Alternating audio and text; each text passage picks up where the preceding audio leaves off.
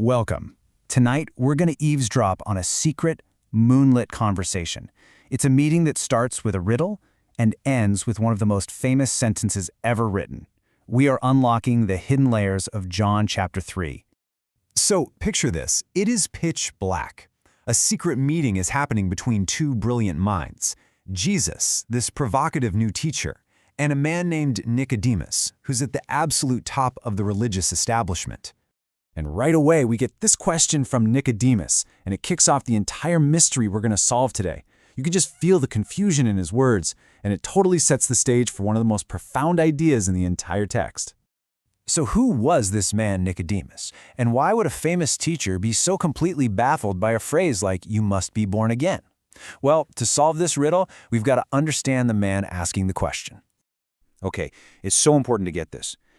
Nicodemus wasn't just some guy.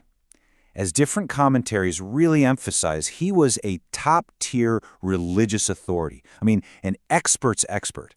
This is what makes his confusion so powerful. If the teacher of Israel didn't get it, who could? And this was the statement from Jesus that just completely stumped him. You know, Nicodemus, with all his years of study, could only hear this in a literal, physical way, like a grown man trying to re-enter his mother's womb. It must have sounded absolutely absurd. So how do we even begin to unravel this confusion? Well, our first key isn't some complex theological argument. No, it's actually hidden in the cleverness of a single tiny Greek word. The entire misunderstanding, the whole thing, it hinges on this one word, anothen. In the original Greek, it has this brilliant double meaning. So Nicodemus hears one thing, but Jesus is saying something else entirely.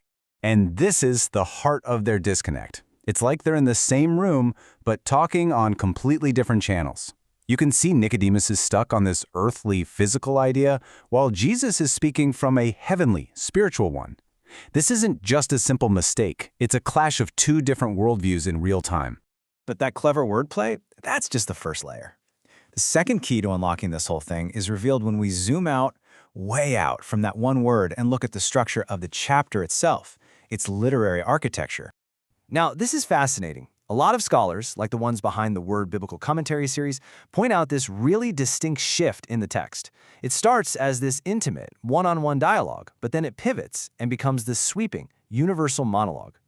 And that structural change, it's a huge clue. It's telling us that the lesson from this secret midnight meeting was never meant to stay secret.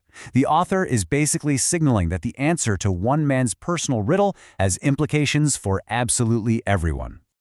Okay, so we've got the wordplay, and we have the chapter structure. These first two keys are what point us toward the third and final one, the grand theological idea that just unlocks the entire passage. Right after their dialogue ends, the text drops this phrase into the monologue. This is the theological heart of the passage. It's the bridge connecting this private conversation to a much, much larger story about salvation. And right here, we find another one of these brilliant double meanings. Commentaries explain that lifted up works just like anothen. It points to the physical act of the crucifixion, of course, but it also points to the spiritual act of resurrection and being exalted. This single event is what makes that birth from above possible for anyone.